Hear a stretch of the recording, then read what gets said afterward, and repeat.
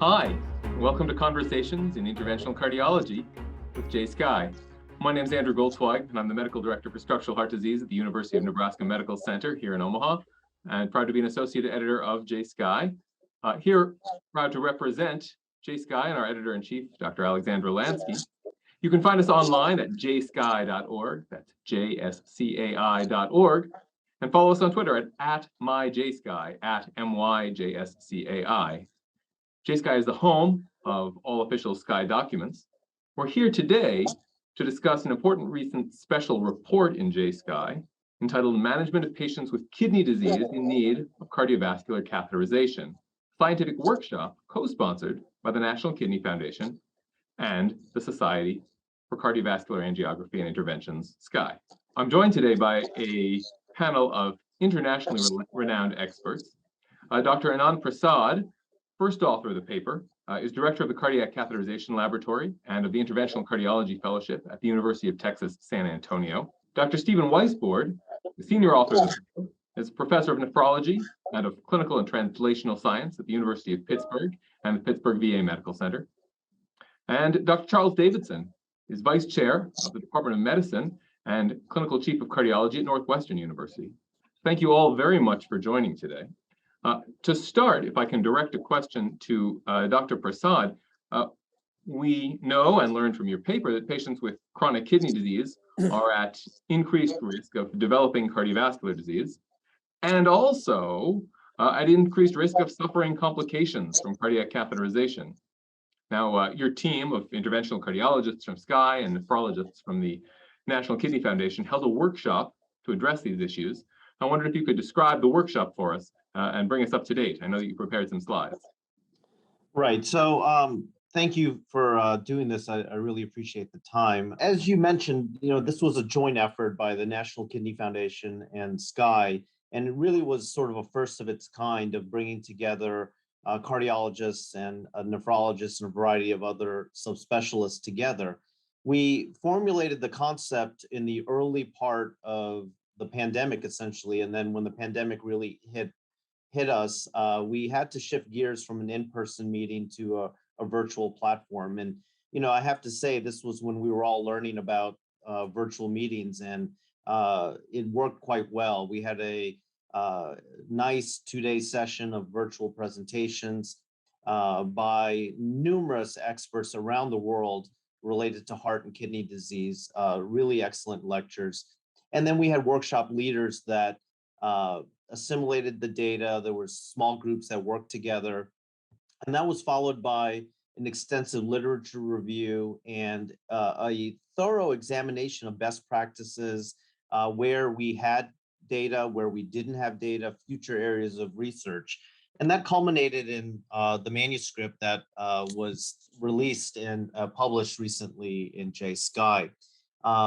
Just to touch upon a few topics related to the paper, CKD and CVD, as we've talked about, are related. The cardiorenal interactions extend beyond the interactions we see in the hospital in patients who have worsening renal function and heart failure, but extend into things like atherosclerosis, valvular disease, vascular disease.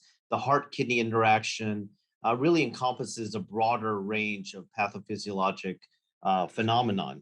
So really managing these patients is challenging, and it's a growing problem. We have more and more people with chronic kidney disease, more and more people who are developing end-stage renal disease, and certainly a epidemic of cardiovascular disease. And these disease entities really coalesce and come together very frequently. As we have developed more and more advanced procedures in the world of interventional cardiology, these patients arrive to us needing catheterization procedures. Traditional trials have really not included these patients, so we don't have a wealth of data on their outcomes. And the pathology we see in patients with chronic kidney disease is also different.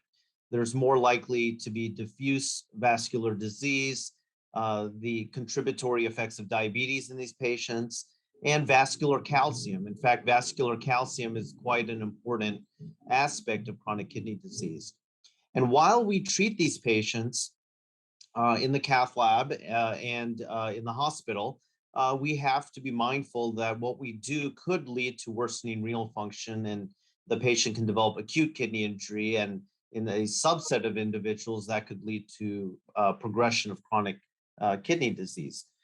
This was our publication, and it really is a summation of best available data, best practices, and expert opinion.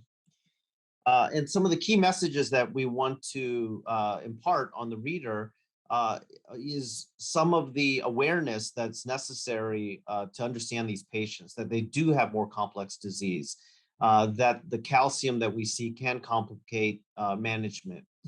An important concept of renalism, and Steve Weisbord, Glenn Chertow, Paul Pilevsky are really visionaries in talking about renalism. And that's when we are so focused on small changes in serum creatinine that we may not offer the best available interventional therapies to patients who could benefit from those. And that's called renalism.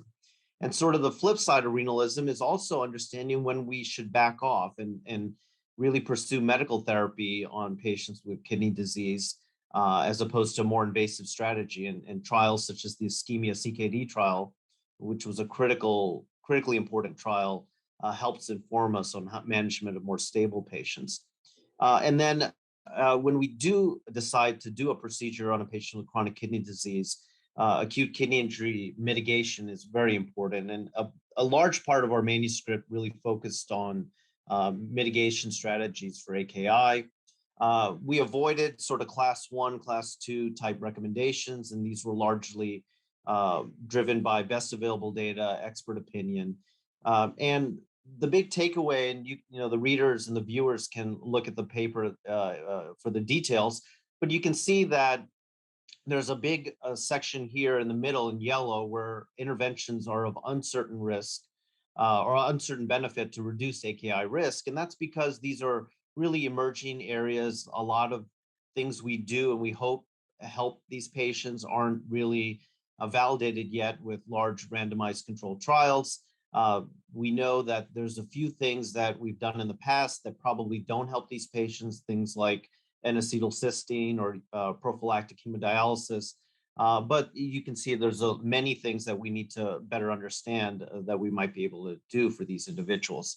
So what can you do? And we summarize that in our central figure in sort of 3 steps of preparation and planning, what you do during the procedure, and then how you follow up and manage these patients afterwards. And so I think this figure will be particularly helpful to focus on what might actually work to help patients. So that's a summary of what we did, and I'll hand it back to you, Andy. Wonderful. Well, that's an excellent summary, and it's a lot of work. And you and the whole team are really to be commended for that. Interdisciplinary work, it seems, becomes more and more rare and yet more and more important. We all get siloed into our individual specialties and sometimes forget that we're not taking care of hearts, we're taking care of people who have multiple medical problems and complexities where one organ system and its treatments affect the other. That's an incredible accomplishment for the whole team. I wonder if I could turn to Dr. Weisbord and ask him a question. The workshop and Dr. Prasad brought up this concept of renalism, and I understand that you are at least in part to credit for the word renalism, which is great. But I wonder if you could sort of describe to us what renalism means and what should the interdisciplinary team of cardiologists and nephrologists do about it? Okay, yeah. Well, thanks for having me. The credit for the term renalism should go to Dr. Glenn Chertow, who first described it in 2004. And what it refers to is the underutilization of clinically indicated radiographic procedures that involve the use of intravascular contrast. in patients with chronic kidney disease. And the original paper that Dr. Chertow published in the Journal of the American Society of Nephrology looked at patients who had acute MI, patients who were hospitalized with acute MI. And essentially what he showed was that patients with chronic kidney disease who had clinical indications for invasive care were less likely to undergo that care than patients without chronic kidney disease. The second part of that study also looked at the implications of that on mortality, and he showed that the use of invasive care in patients with chronic kidney disease was associated with improved survival relative to the non-use of invasive care. And there have been several studies, actually several dozen studies since, that have looked at this question, although not all specifically, the papers were not all specifically looking at the issue of renalism, but many of them involved analyses that did evaluate this concept. And what those studies have sort of consistently shown is that patients with chronic kidney disease are less likely to undergo cardiovascular procedures that involve the administration of iodinated contrast for acute coronary syndrome than patients without chronic kidney disease.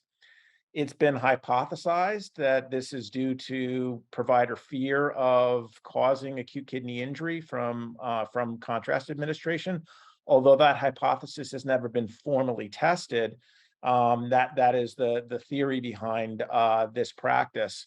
And the issue really is that the risk for acute kidney injury is real in high risk patients, but I think that the pendulum in terms of the risk for acute kidney injury and the severity of acute kidney injury from iodinated contrast has swung to a point where most nephrologists, particularly those who are involved in the field of acute kidney injury, generally believe that most cases of contrast-associated acute kidney injury are relatively mild. Not all, but most are.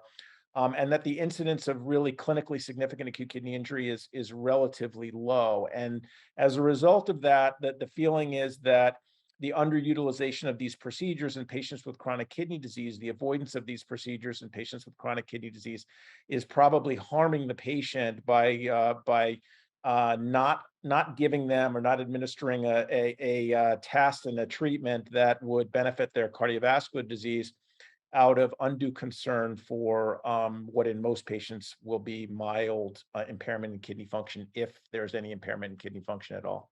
Got it. So it's a tough balance to strike. We want to be mindful and be protective. On the other hand, we don't want to deny patients care. I guess the corollary question then is for patients scheduled to undergo cardiac catheterization procedures, when do you recommend that we involve our nephrology colleagues in these patients? Is this something we should talk about in an interdisciplinary fashion ahead of time? Should we call only when the creatinine goes up and the urine stops flowing? What's the procedure? Yeah, I think that, I don't know that in sort of the lower risk patient who's undergoing a procedure, coronary procedure, that there's any kind of universal need for nephrologists to be involved if the patient has underlying chronic kidney disease that's stable and sort of not particularly advanced. I think the patients in whom it probably is beneficial selectively are the patients who are more complex, the patients who are at higher risk, and certainly in patients in whom there's a discussion or need for discussion about the balance in risk of not doing the procedure with the risk of acute kidney injury. And I think that nephrologists can assist in coming up with an evidence-based and evidence-informed approach to treating those patients that may help cardiologists proceed with procedures when it's really indicated, and potentially come up with alternative approaches to treatment in patients in whom the risk for kidney disease seems to be prohibitive. Okay, that's a good instruction manual for us. I'm going to take that to heart. Let me ask Dr. Davidson a question. Dr. Davidson, you lead a storied division of cardiology at Northwestern, one of the most advanced and busiest cardiac cath labs on the face of the earth, and you've got experts in coronary and peripheral and structural interventions, which probably means going through several gallons of iodinated contrast media every day. How can a busy and diverse division of cardiovascular medicine best implement the recommendations from this workshop and put protocols in place to minimize the risk of causing kidney injury in the cath lab? Thanks for that question. Thanks for inviting me. It was when contrast shortage came in a few months back, that was a good way of limiting contrast dose, but I think most of us are past that right now. I think one of the first papers I ever wrote as a fellow was a paper that we had in the New England Journal comparing low osmolar to high osmolar contrast, and that obviously showed the benefit to low osmolar. But I think as we've evolved over the years, it's been a lot of different opportunities we've looked at in N-acetylcysteine, bicarbonate, and really, as we identify that high-risk group, those with CKD and particularly those with diabetes, it all came back to how do you hydrate the patient and how do you limit the amount of contrast and how do you space out the amount of contrast. So, for example, if in the valve world, which is most of the work I'm doing these days, that's one of the first things I look at when we're evaluating them is, first of all, is it going to be a procedure that we're going to require contrast, or is it something we won't? Some of the valve replacements, whether it be investigational or commercial, are going to require contrast, and we try to space out our procedures and obviously limit contrast on those. We bring them in and do the pre-hydration that we can do, but many of these patients are already in heart failure, so it does limit it. But I think back to renalism, when you're trying to pick a therapy for that patient, I first try to think about, is that a therapy that I will need to expose that kidney or those kidneys to contrast, or is it one that I may be able to avoid that totally? And then when you're thinking about even a valve replacement, what are the things you can do? Well, you don't necessarily need to do an aortogram with full dose contrast. I know in the guidelines here, you gave it kind of a yellow for adding saline to it, but cutting the dose down to 15 cc's. Maybe all you need for an aortogram. You don't need to do post-procedure work. Maybe you decide on one valve versus another because one you don't need to use contrast for versus another. Try to keep short pacing runs. So hypotension is something we always want to try to avoid. The one thing that I think we don't talk about enough, and that's why it should be called contrast associated, is that there are also atheroemboli that can cause this, particularly when you're working in large structures, peripheral type work and all. And it is a consideration that we need to see when we have patients that we may be thinking that the renal dysfunction that occurred afterwards occurred from contrast utilization. And I think just overall, it's increasing awareness to all the operators in the lab. We use biplane occasionally. I would say, look, you could do a coronary angiogram with about 15 cc's of contrast in two views and on the left, one view of the right, and then reassess from there. Maybe if you need to do a PCI, you put that down the line for a while, unless it actually has to be done at the time of the procedure. Nephrology, I think, is a good group to bring in. We tend to probably utilize them only in our stage 4 to 5 CKD patients. There, really not much in patients that are anything better than that as far as their renal function goes. So that's just kind of an overview of how do we manage them. But awareness in these types of documents is outstanding. It's a good, nice review, and happy that you have it out there just to adds to people thinking about it on a daily basis on how to manage contrast, whether they have CKD or not, quite frankly. Excellent. Okay, so that's a great template, a kind of a great outline of how to manage this difficult situation. I think that we can all learn from. Let me ask sort of a closing question to everybody, which is what comes next? So we've identified a problem. We've got this fantastic workshop document, which provides a lot of evidence. What comes next? What's the next step in this collaboration? And I'm going to use, my wife says I can't use the F word, so I'm going to use the G word, guidelines. Do you think we ever will see a guideline, that we should see a guideline, that guidelines aren't exactly appropriate in this circumstance? I can start with that question. So, if you look at the PCI guidelines, every year there's a little bit more about kidney health, kidney disease. And in their most recent iteration of the PCI guidelines, they have a section about kidney disease and management. We actually take that recommendation, we added it to a table within our manuscript, so you can see that. And, for the most part, these guidelines and recommendation statements are, They're expert opinions still. There are some randomized controlled trials that have been done that are very informative and helped us understand volume expansion and, for instance, the role of N-acetylcysteine. But there's a lot of areas where we just don't have good randomized controlled data. So I think there's still a need for that. But I think a bigger thing of what we do next is we need to better integrate people like Dr. Weisbord into our cardiovascular community. We run a conference called Cardiorenal Connections. It's co-sponsored by SCAI, and our next one is in April. And we bring together cardiologists, nephrologists, and other healthcare professionals to talk about these issues. Part of the reason is we in cardiology don't really understand what is just transient changes in serum creatinine due to hemodynamics. And what is actual kidney injury. We need to really focus on those patients that get stage 2 or 3 kidney injury and not so much stage 1 kidney injury with small fluctuations in serum creatinine, because we then get distracted. We look at the ACC NCDR registry, they really essentially penalize people for creatinine change, and not all of those patients really have AKI. They don't have kidney injury per se. So I think we need to break through that barrier and better understand what our quality metrics are.